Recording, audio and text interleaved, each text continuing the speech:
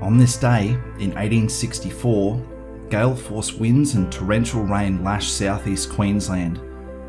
Few areas of Brisbane were spared from the wind's destruction, with numerous dwellings losing their roofs whilst vegetation was uprooted and hurled considerable distances. In pockets all about the sprawling town, awnings and signboards were mercilessly torn from their building facades. New dwellings in various states of construction were cruelly reduced to nothing more than piles of splintered timber, with little remaining evidence that they'd ever existed. Neat paling fence rows that had once proudly bordered the growing community of cottages across the town were demolished without remorse, transformed into nothing more than basic firewood. And, right across the town, gardens were rendered complete pictures of desolation, with residents' prized banana trees dealt a particularly harsh fate by the maelstrom. In amongst the swathe of destruction, the immigrant ship the Wansfell, a vessel of the Black Ball line of clipper ships, lay at anchor. Whilst likely an unexceptional sight amongst the other sailing vessels in the river, the tale of the Wansfell's recent voyage and Captain Hugh Brodie's exploits were anything but unexceptional. Having left port in Liverpool on the 9th of September 1863, carrying a cargo of 250 government immigrants, 500 casks of beer and 10 tons of salted fish, the Wansfell tracked south bound for the fledgling ports of Australia's east coast. Rounding Tasmania on the 8th of December and tracking north up the coastline for Port Denison, or current-day Bowen, Captain Brodie made a quite remarkable and very foolhardy decision. In the 1860s, the accepted route north of Sandy Cape on Fraser Island was via the coast side run inside the Great Barrier Reef.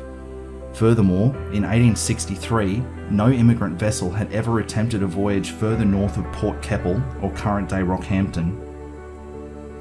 Throwing absolute caution to the wind, and despite the Barrier Reef in the vicinity of Port Denison being completely uncharted, Captain Brodie proceeded north of Sandy Cape on the outside of the reef.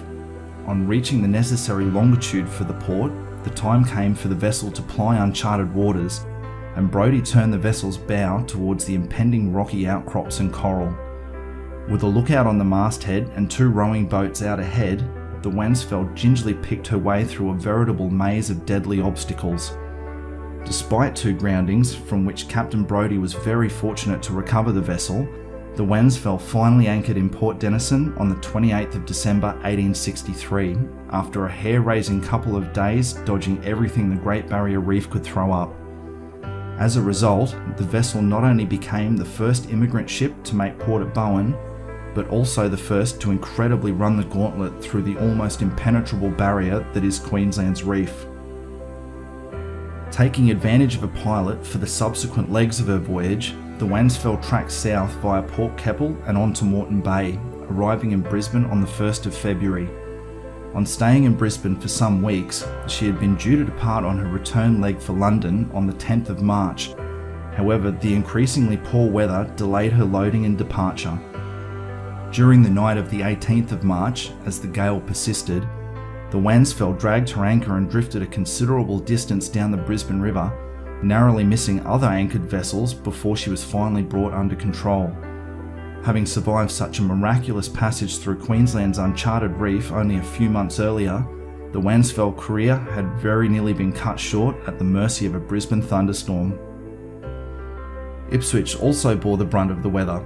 Throughout the evening, the Bremer River began to swell due to the torrential rain, with reports of a 30-foot or 10-metre rise above its normal level overnight and into the next day.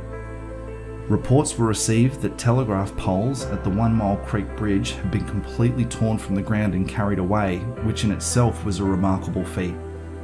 A year earlier, in response to damage caused during the February 1863 floods, the poles had been replaced and raised a further 6 metres in height after having had their bases sunk to a depth of 3 metres with additional bracing. Over the preceding days, the flood swell progressed down the Bremer and Brisbane rivers, inundating large swathes of land, resulting in what would become known as the 1864 flood, the 9th highest flooding event in Brisbane's settled history.